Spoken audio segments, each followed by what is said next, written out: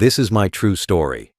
Every Christmas morning, my wife would disappear for 3 hours. She said she had errands, gifts to pick up, or friends to visit. I never questioned it. For 10 years, I believed her and waited by the window with hot coffee and trust. But one winter, something inside me changed. Her smile looked forced, her excuses weaker, her eyes colder. I decided to follow her, and what I saw that day froze my heart forever. Before I tell you what happened, tell me where you're watching from and what time it is right now. And please subscribe so my story can reach more people. Every Christmas morning started the same way. She would wake up early, hum softly in the kitchen, make breakfast, and smile like everything in the world was perfect. The smell of cinnamon and coffee filled the house. She would hand me a cup, kiss my cheek, and say she had some errands to run before lunch. I never questioned it. I thought it was part of her tradition, maybe a surprise, maybe something special she did for us. She always left wearing the same gray coat, the one with the loose button near the collar. Her scarf was red, her gloves black, and she always carried the same small bag. She never rushed, never looked nervous. She just smiled, said she'd be back soon, and walked out the door as snowflakes began to fall. 3 hours later, she'd return. Her hands were cold, her cheeks pale, and her eyes red as if from the cold wind. She would brush it off, saying the lines at the stores were long or the weather delayed her. I believed her. For 10 straight years, I believed every word she said. Each time she returned, she looked different, quieter, heavier somehow. She would sit by the fireplace and stare into the flames, lost in thoughts she never shared. I'd try to talk, to ask how her morning went, but she always changed the subject. She'd ask about dinner or start wrapping gifts, pretending nothing was wrong. The first few years, I thought nothing of it. People have habits. Maybe she needed a break from the noise of the season. But with time, something about it felt colder. It wasn't just her absence. It was the way she returned, distant, detached, as if her heart stayed wherever she had been. One year, I tried to go with her. I said we could run her errands together. She smiled and said no, that it was something she needed to do alone. Her tone was calm, but her eyes warned me not to ask again. So I didn't. I told myself marriage meant trust. I told myself love meant space. But deep down, something didn't sit right. Every Christmas felt the same. She would leave at the same time, return at the same time, and carry the same silence home with her. She never missed it, not once. It didn't matter if the roads were icy or the snowstorm was bad. She always went. Sometimes she forgot her gloves. Sometimes her scarf was wet when she came back. Once, I noticed dirt on the hem of her coat. When I asked, she said she slipped near a parking lot. I believed her then, too. Love makes you blind. It makes you see patterns as coincidences, lies as kindness, and absence as mystery instead of warning. Every year I told myself not to ruin Christmas with doubt. Every year I waited by the window, watching snow pile on the driveway, hoping to see her headlights appear. And when she finally walked through the door, I always greeted her with warmth, pretending not to notice her trembling hands or the way her smile never reached her eyes. She would hug me, say she loved me, and I would believe her again, because believing was easier than wondering where she went. For 10 years, that was our silent tradition. She disappeared, and I pretended not to see. Until one winter morning, something inside me snapped. Her excuses no longer made sense. The patterns no longer felt harmless. My trust had turned into suspicion, and I knew the next Christmas wouldn't end the same way. Last December, the snow came early. Thick, heavy flakes covered the street before sunrise. The world outside was silent, white, and cold. I woke up before her that morning. She was still asleep, her hand resting on my arm, her breathing slow and steady. For a moment, I almost forgot the questions that had been haunting me all year. Almost. When she finally woke up, everything happened exactly the same. The smile, the breakfast, the same gray coat, the red scarf, the same words. I have some errands to run. She kissed my cheek, picked up her bag, and walked toward the door. But this time, I didn't stay seated. Something inside me refused to ignore it anymore. I watched her step into the snow, the flakes sticking to her hair. My heart pounded, Not from anger, but from something colder. Fear. Not the kind of fear that comes from danger, but the kind that grows from knowing something you love is about to break. As soon as her car pulled out of the driveway, I grabbed my truck keys. My hands shook as I locked the door behind me. The world outside was still quiet, the snow muffling every sound. Her taillights glowed faintly in the distance, two red dots cutting through the white fog. I started the engine and followed at a distance. My tires slid slightly on the icy road, but I didn't stop. I didn't care. The only thing that mattered now was the truth. The same truth I had ignored for 10 years was finally within reach. The roads were empty. Christmas songs played faintly on the radio, but I turned them off. I didn't want to hear joy. I wanted silence. The sound of my own breathing filled the car. Every turn she took, I followed, keeping far enough not to be seen. She didn't drive toward the mall or the shops. She didn't stop at the florist or the bakery. She kept going, past the town square, past the last row of houses, into the outskirts where the trees grew thick and the signs of life disappeared. My heart sank.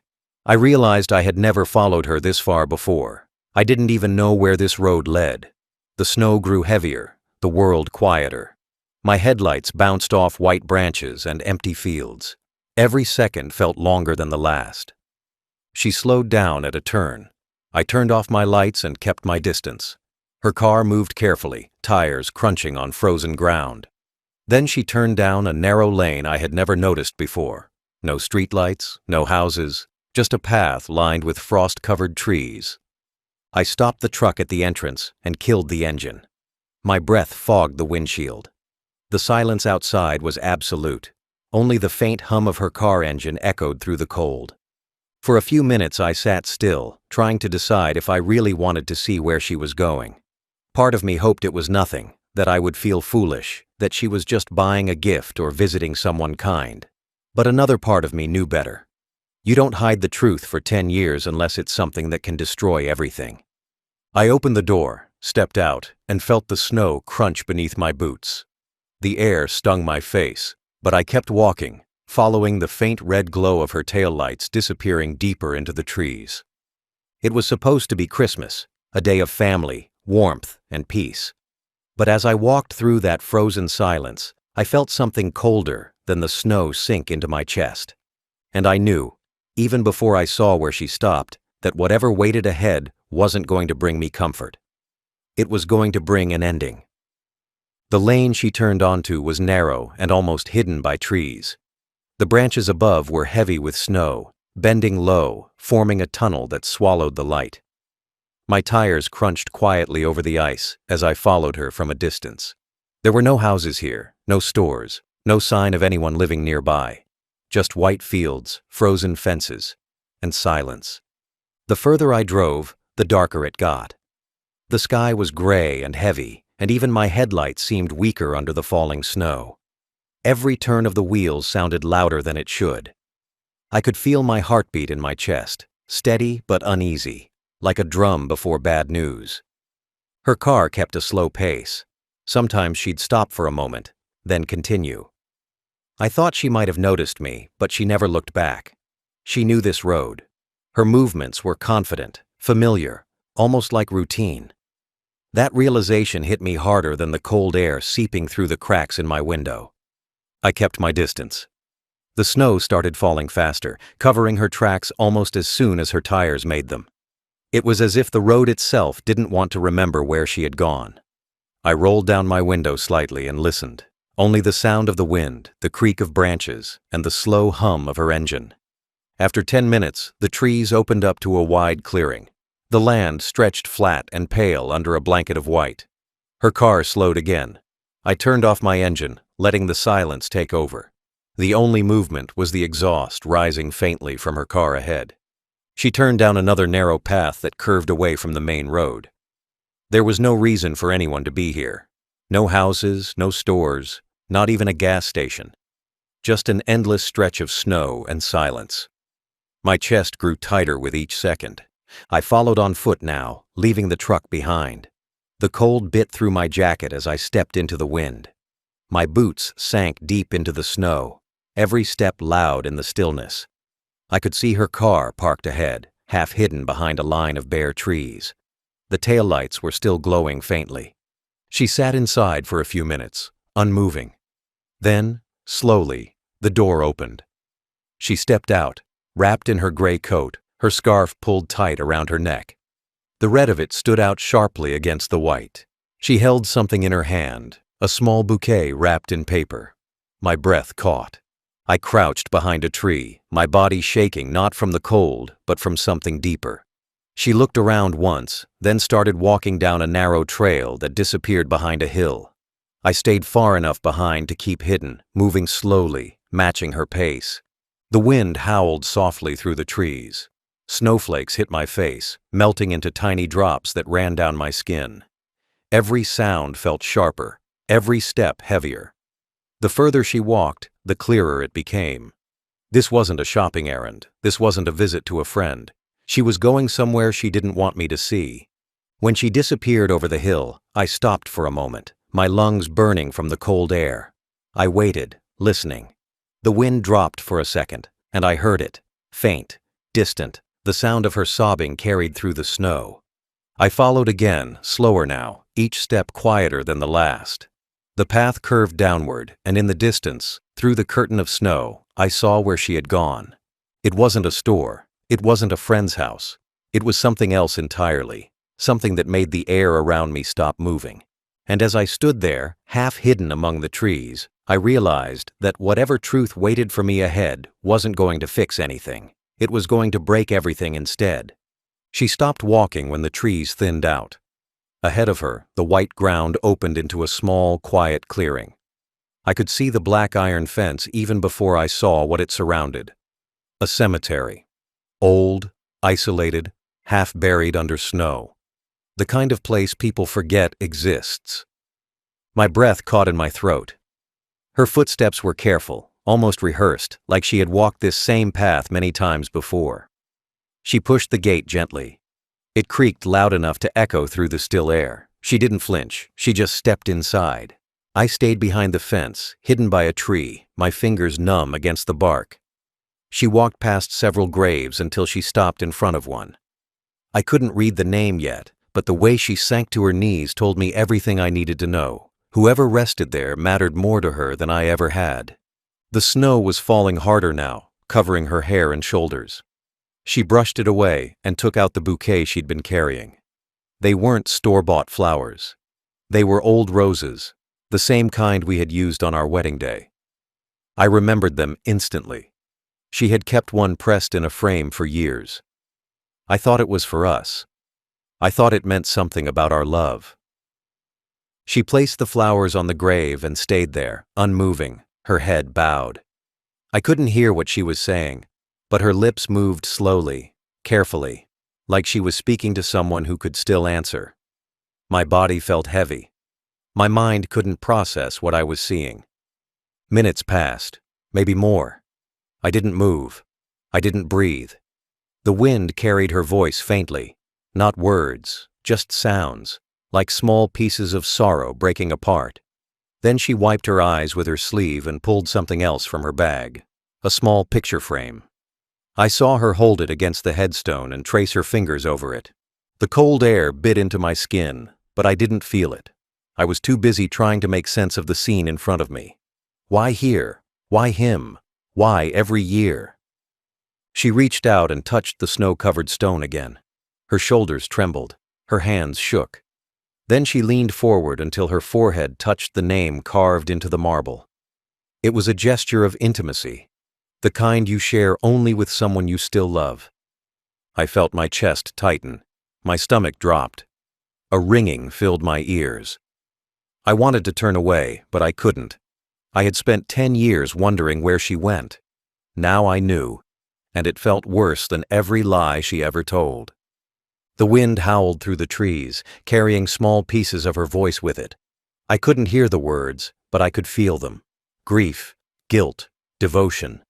It was all there in her movements. She placed the frame at the base of the grave, adjusted the flowers, and sat back on her heels. Her hands stayed pressed together as if in prayer. Then she just stared, at the snow, at the name, at the space where love had once lived. For a long moment, she didn't move at all. She just sat there, frozen in time. I wanted to call out to her, but something in me stopped. I didn't belong in that moment. That place wasn't mine. Whatever she came here for, it was between her and the man beneath that stone. Then she stood up, dusted off her knees, and wiped her face again. She turned to leave, walking slowly back toward her car. I stepped behind a tree, my heart pounding. She didn't see me. She didn't know I was there. When she drove off, I stayed. I walked into the cemetery through the same gate, my legs heavy as stone. The wind had already covered her footprints. The world looked untouched again. But the truth was right there, waiting beneath the snow. I stepped closer, the snow crunching under my boots. My hands trembled as I reached for the headstone she had just knelt beside. The bouquet she left behind was already dusted white, the petals stiff from the cold. I crouched down and brushed the snow away slowly, revealing the name carved deep into the stone. For a moment I couldn't breathe. The letters were familiar, too familiar. It wasn't a family name. It wasn't anyone from her side or mine. It was a man's name, one I had only heard once, years ago, spoken quietly and never mentioned again. The date below the name stopped my heart completely. The day before our wedding. The same night she had disappeared all those years ago, claiming there was an emergency at her mother's. I had believed her then, just like I believed everything else she told me. The truth hit me so hard I almost lost my balance. She hadn't been visiting a friend. She hadn't been shopping. Every Christmas she came here, to him. I stared at the grave for a long time, trying to process it. The more I looked, the more the pieces began to connect. The preserved wedding flowers, the missing hours, the quiet sadness in her eyes every December. The way she always avoided talking about Christmas plans. It all made sense now. This wasn't guilt over something she did. It was love she couldn't bury. She had built an entire marriage beside me while her heart stayed frozen in a graveyard.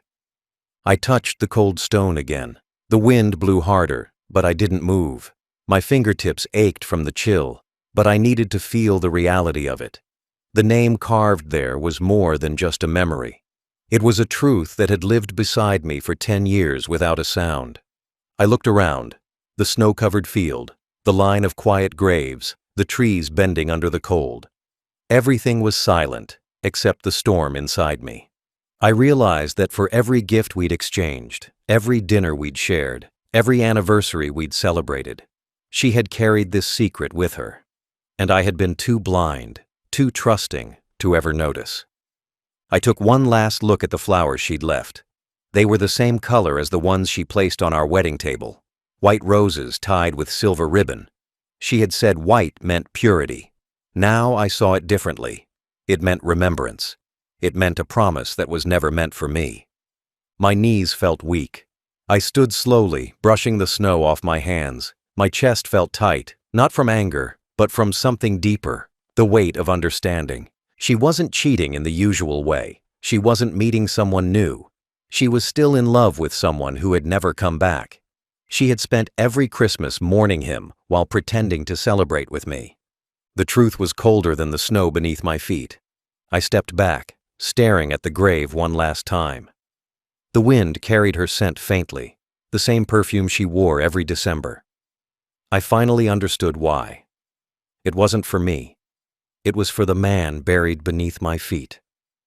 I turned away, my breath coming out in heavy clouds. Behind me, the flowers lay still, untouched, silent. I had followed her for the truth, and I found it. But standing there, surrounded by graves, I realized something worse than betrayal. I was married to a ghost, and I had never known it. I should have left right then, but something held me there. The wind had calmed, and the air felt heavy, as if the world itself was waiting. I heard the sound of a car door closing in the distance. She hadn't left yet.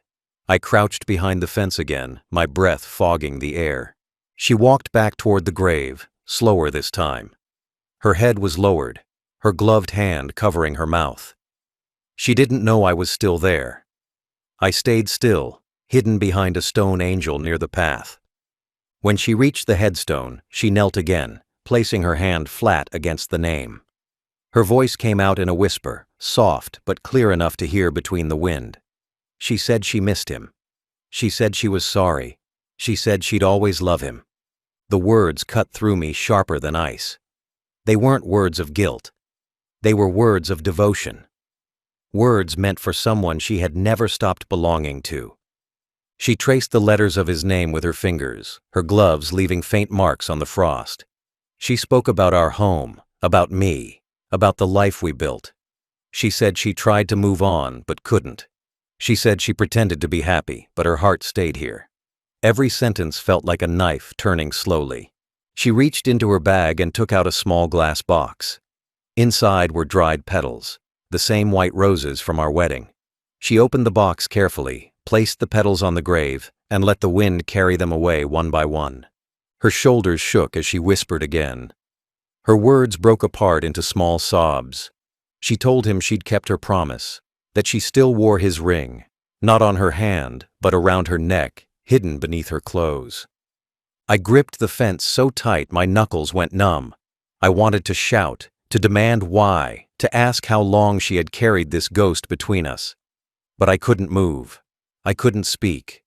The sound of her crying froze me more than any winter ever could. She stayed there for several minutes, her head bowed, her body trembling in the cold. Then she whispered something that I'll never forget, that she wished he could forgive her for marrying me. My heart sank.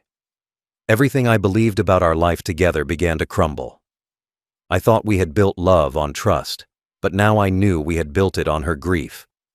I wasn't her partner. I was her distraction from loss. When she finally stood up, she touched the grave one last time and said goodbye.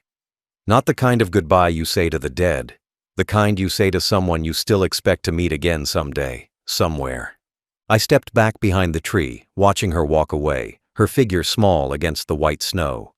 The wind carried her sobs for a few more seconds, then swallowed them whole. She reached her car, paused, and looked back once. I ducked behind the trunk before she could see me. The engine started, and she drove off slowly, disappearing into the mist like a shadow retreating from daylight. When the sound of her car faded, I stepped out again. The silence hit me hard. I walked to the grave, stood where she had knelt, and looked down at the flowers. Her footprints were still fresh in the snow. I stared at the ring she had mentioned, imagining it, hidden just beneath her scarf all those years. I realized then that love doesn't always leave in anger. Sometimes it just never fully arrives. I stood there until the cold burned through my jacket. I didn't cry. I didn't speak. I just listened. To the empty wind, to the graveyard silence, to the faint echo of a promise that was never meant for me. I didn't confront her there. I couldn't. The words wouldn't have come out even if I tried. My body felt heavy, my throat dry, my thoughts spinning in silence. I turned away from the grave, leaving her flowers behind me. The snow had started to fall again, soft but relentless, covering every mark, every footprint, every trace of what had just happened. I walked slowly back through the trees, following the path she had taken minutes earlier. The cold air burned my lungs, but I barely felt it. Each step sounded louder than the last, echoing in the empty woods like a question I couldn't answer. When I reached my truck, my hands were shaking too much to hold the keys. I sat there for a while, staring at the steering wheel, trying to process what I had seen. The woman I had shared my life with was living two lives, one with me, one buried under the snow. I started the engine, but I didn't drive right away. I looked out the window at the narrow lane leading back to town, the same lane she drove every year. I wondered how many times I had waved her goodbye without knowing the truth. 10 years. 10 times. 10 Christmas mornings spent waiting by the window for a woman who was never really gone, just somewhere her heart refused to leave. As I drove home, the radio played soft Christmas music. I turned it off. The songs felt wrong now. Too bright, too clean, too unaware of how real love can rot quietly when built on secrets. The road blurred as I drove through the snow. The town lights appeared in the distance, warm and familiar. For a second, I wanted to believe nothing had changed, that I could walk into the house, smell the food cooking, and pretend everything was fine. But that illusion was gone. When I pulled into the driveway, her car was already there. She had beaten me home. The front porch light was on, just like always. Through the window, I saw her moving in the kitchen, calm, practiced, pretending like the morning never happened. I stayed in the car for a long time, watching her through the glass. She looked peaceful. She smiled as she set the table, her movement so normal it made my stomach twist. I realized then that lies don't always look like lies. Sometimes they look like love, dressed in habit. I finally went inside. The warmth hit me instantly. The smell of cinnamon and roast filled the air. The house looked beautiful, decorated, glowing, festive, the kind of home people dream of having. She turned around and smiled like nothing was wrong. Her hair was perfect again, her eyes bright, her voice gentle. She asked how my morning had been. I said nothing. I hung my coat, sat in the chair, and stared at the flickering lights on the tree. She moved around the kitchen, humming softly, acting as if the last 3 hours hadn't happened. I watched her reflection in the window. She checked her hair once, fixed her scarf, and practiced a small smile, the same smile she wore when she came home every Christmas. I didn't mention the cemetery. I didn't ask about the man. I didn't need to. The silence between us said enough. The truth was, sitting in the same room now, wrapped neatly in holiday decorations. Dinner was quiet. She talked about gifts, about the neighbors, about nothing that mattered. I nodded, pretending to listen. The house smelled of cinnamon, but it also smelled like lies, sweet on the surface, bitter underneath. When she reached across the table to pour me a drink, her hands were steady again, not trembling, not cold. She had practiced this life for years. She knew exactly how to hide it. I took the glass and looked at her for a long time. She smiled back, unaware that I had already seen the part of her she kept buried in the snow. I didn't say a word. I didn't have to. Because sometimes silence isn't forgiveness. It's the beginning of goodbye. That night, the house was quiet.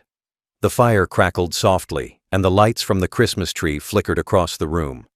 She sat beside me on the couch, wrapping gifts, humming like she always did.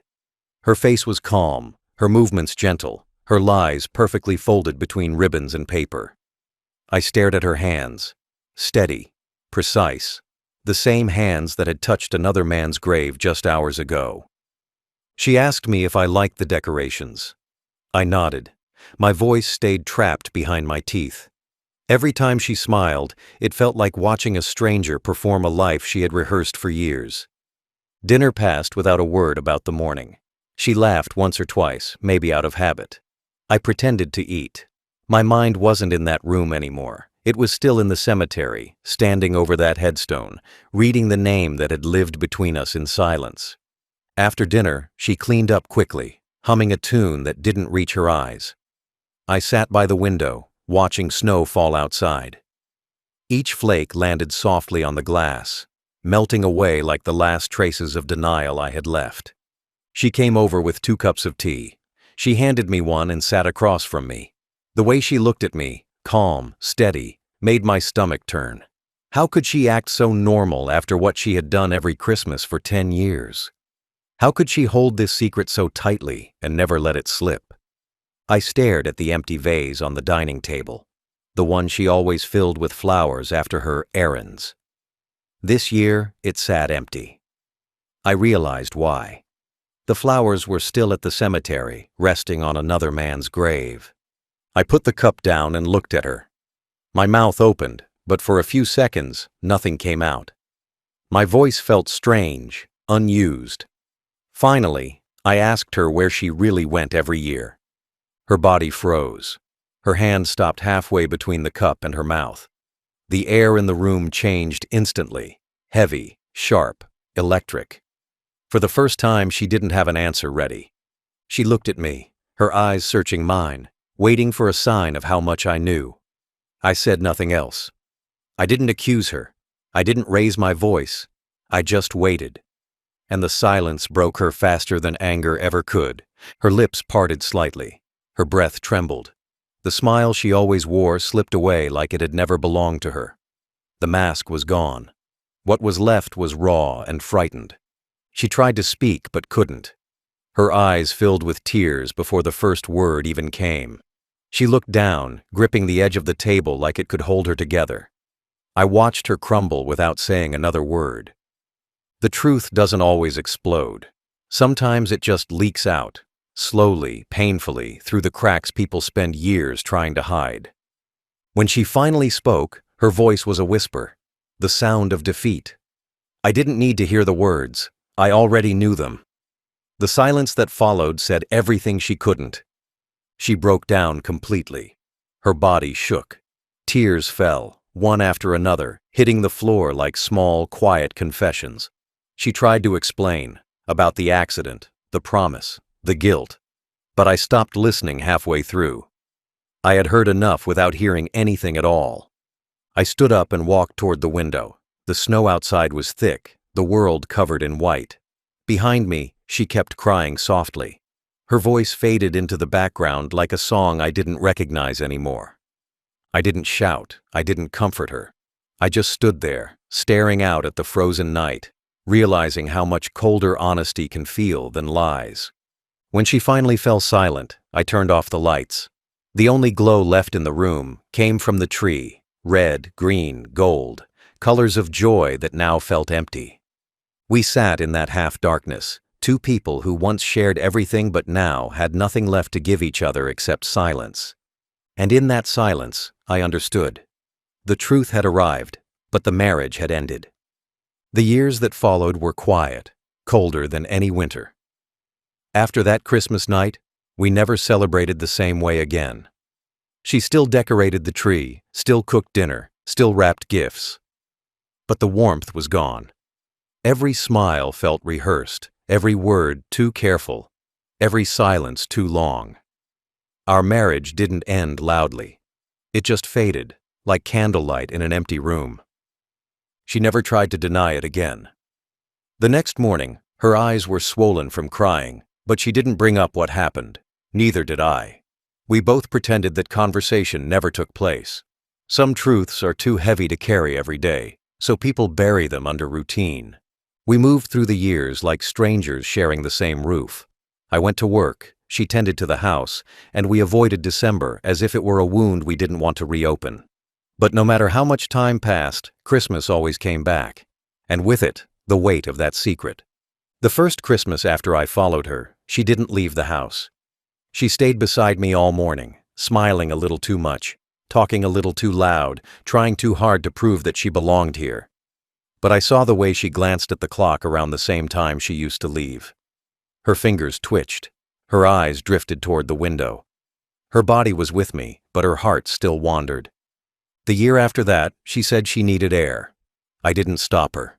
She left quietly, without the gray coat this time, but I knew where she went. I didn't follow. I didn't have to. I just sat by the window like I used to, except now I wasn't waiting for her to come back. I was waiting for the truth to stop hurting. When she returned, I didn't ask what she did. She didn't try to explain. We both knew the answers, and knowing was enough. We ate dinner in silence, the same silence that had replaced love. Time passed. Her hair turned gray, her steps slowed. But she never missed that date. Every Christmas morning, for 3 hours, she disappeared. No longer lying about errands, just walking out without a word. I never tried to stop her.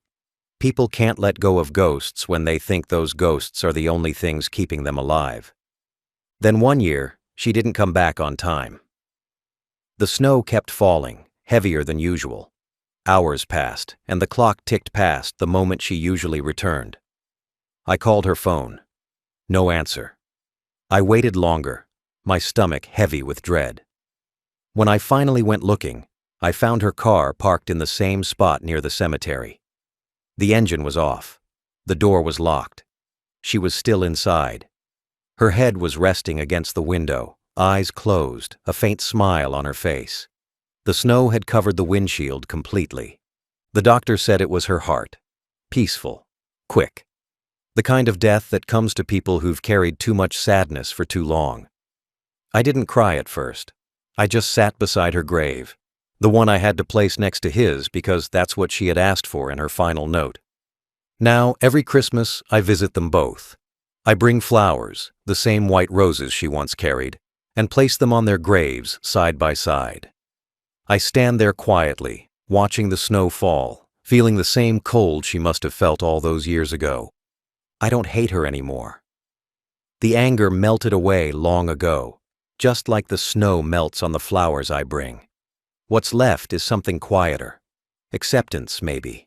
Or the kind of forgiveness that doesn't need words. She spent her life haunted by love. I spent mine haunted by truth. And in the end, both of us found peace in the same place, under the same winter sky. Every December feels the same now. The air grows quiet, the streets turn white, and the world slows down just enough for memories to return. I still live in the same house. The same walls that once echoed with laughter now hold only silence and snowlight. I keep the decorations in their box. The tree stays unlit. The stockings never go up.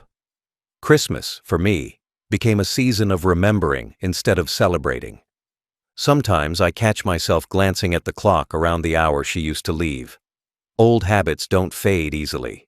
For a second, I expect to hear the door open, her voice calling out, her coat hanging by the wall. But it never comes. Only the wind outside, the same wind that carried her scent every winter, the same wind that whispered her name through the cracks in the window frame. I visit the cemetery early each Christmas morning. I stand in the same spot where I once watched her kneel. 2 graves now rest side by side, his and hers.